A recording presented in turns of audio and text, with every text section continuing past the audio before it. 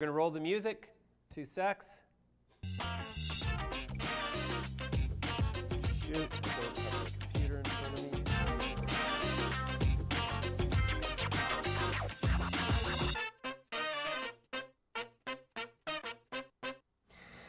Hey, welcome back to Midas Letter Live. My guest this segment is Dr. Sen from Sproutly. Dr. Sen, thanks for joining me today. You're welcome. Thank you for the time. Dr. Sen, recently you were acquired by Sproutly. Your company was acquired by Sproutly. What exactly is it that your company does that Sproutly was interested in acquiring? Right. So Infusion Biosciences, we have a wholly owned subsidiary that has Canadian and European rights in producing naturally water-soluble cannabinoids, terpenes, and other active materials from cannabis and hemp plants.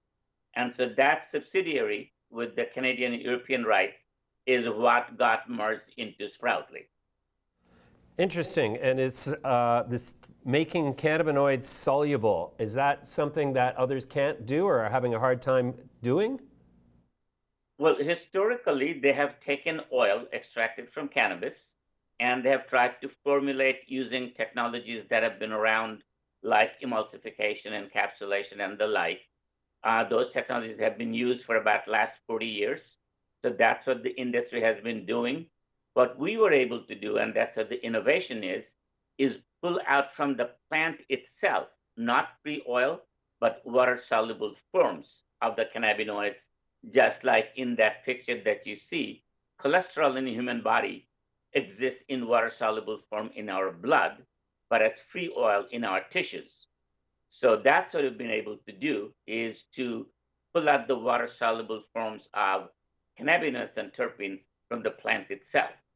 And that's the difference. See, and so in terms of creating ingredients from cannabinoids and having them able to, blend in with things like edibles and vape resins and whatnot, the solubility is a key feature on how well it is actually blended and also probably affects titration and other issues like that?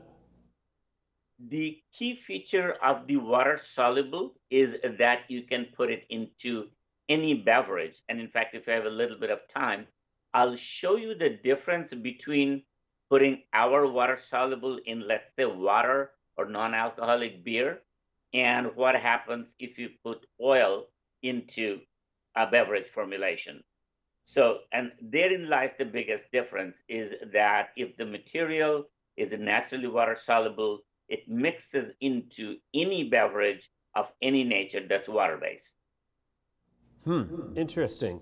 And then, so your combination with Sproutly is going to give Sproutly quite an edge in formulating beverages and other products that involve ingesting cannabinoids through blended products. That is correct. Two things. One is we can produce cannabis beverages simply by adding our water-soluble to water.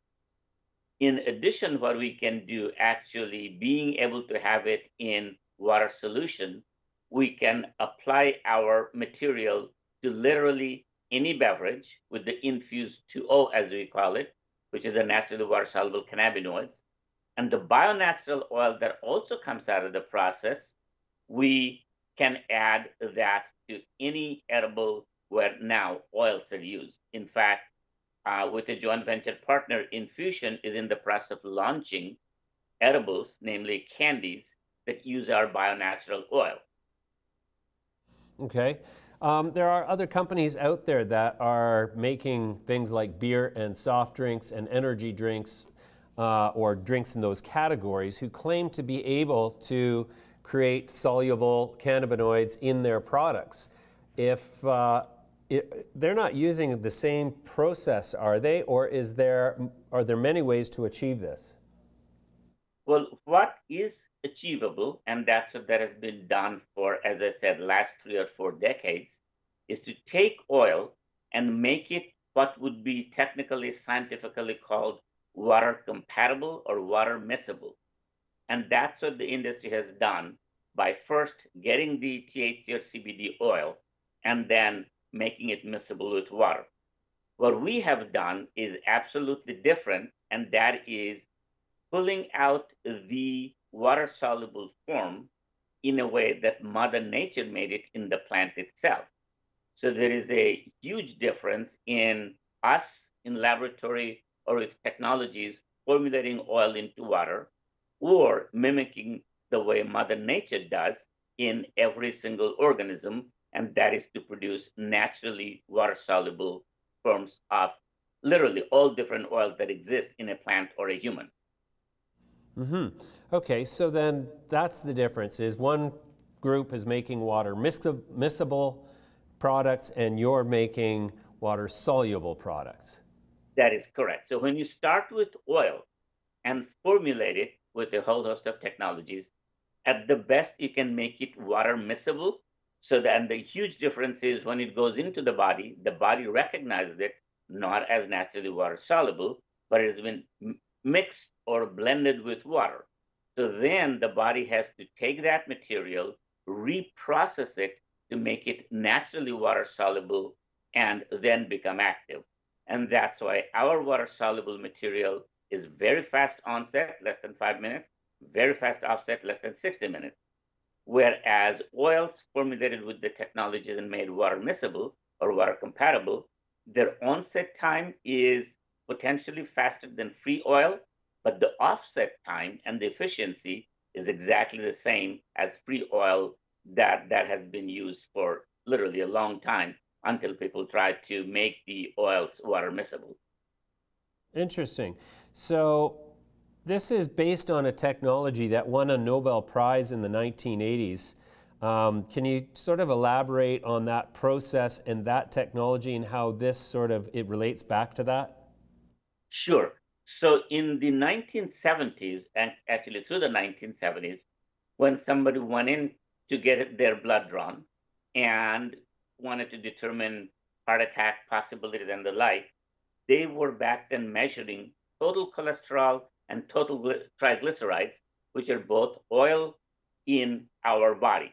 So they'll take a blood sample, extract out the oil, cholesterol and triglyceride, and measure that.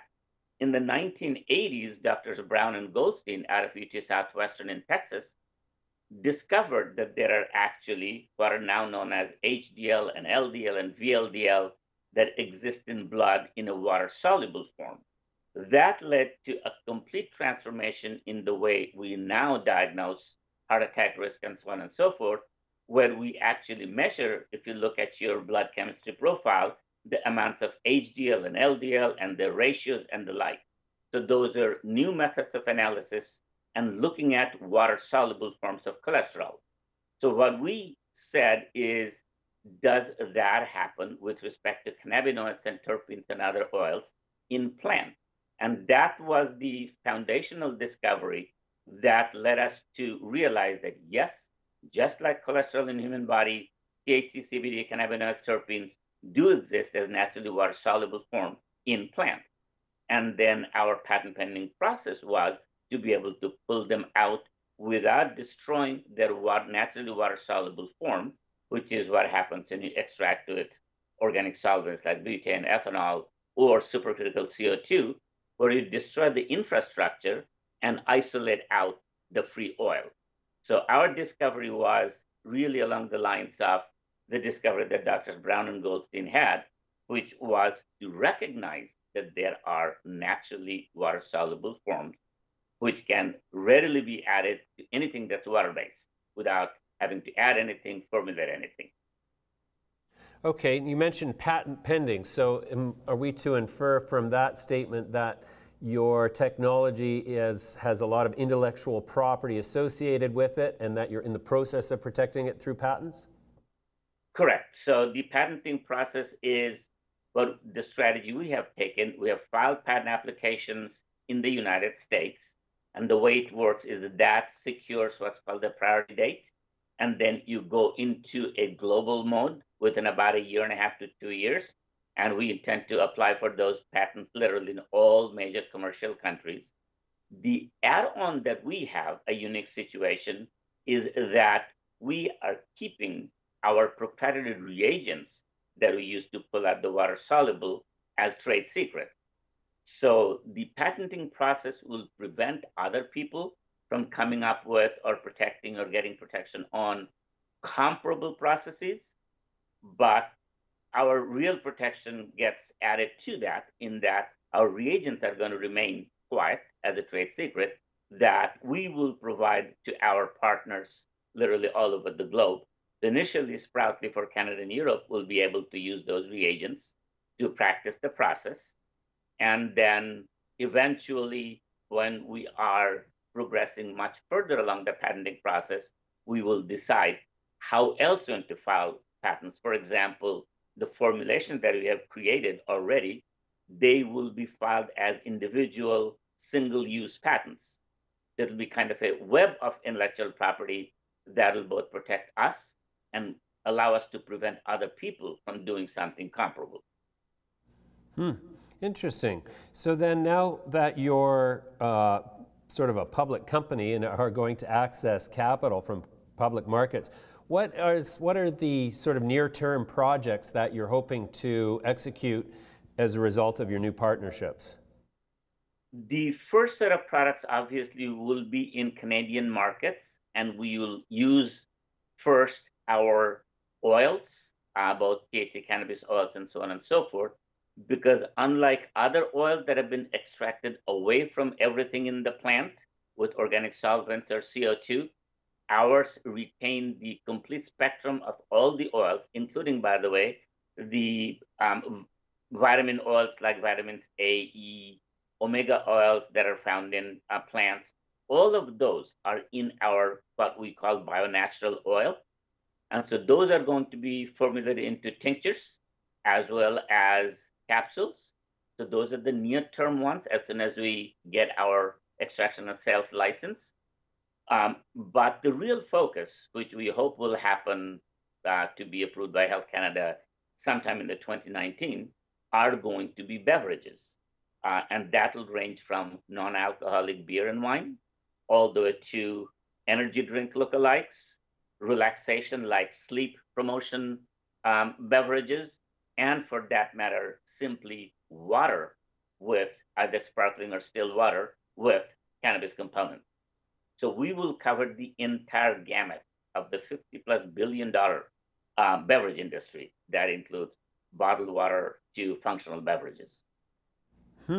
Interesting. So do you see that your technology, so you've got your eyes on these products, but also I could see a situation where there's great opportunity to license your ingredients to manufacturers of other products, even though they might be competitors at the retail level. Is that part of the strategy?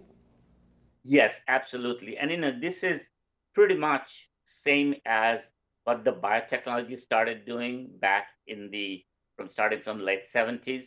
Genentech, which is literally the largest biotech company, they licensed insulin, genetically engineered insulin, to Eli Lilly, who was selling regular insulin prior to then. So yes, we will have the opportunity to both market product that we formulate, as well as either license and or custom create formulations for other companies. For example, if we have a large global footprint non-alcoholic beer company, we'll obviously provide customized blends for them because they might want some certain profile in their product that we're not even interested in or could not do.